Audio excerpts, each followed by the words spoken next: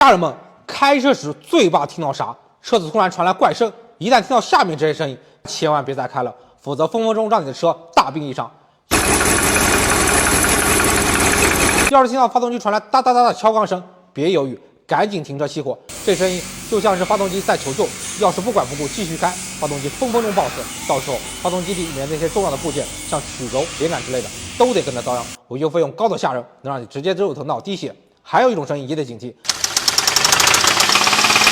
那就是轴瓦响。它有个特点啊，车子转速越快，这声音就越明显。一旦听到这种声音，别心存侥幸继续驾驶，赶紧打电话叫拖车去维修。要是拖着不管，轴瓦磨损越来越严重，最后整个发动机都可能报废。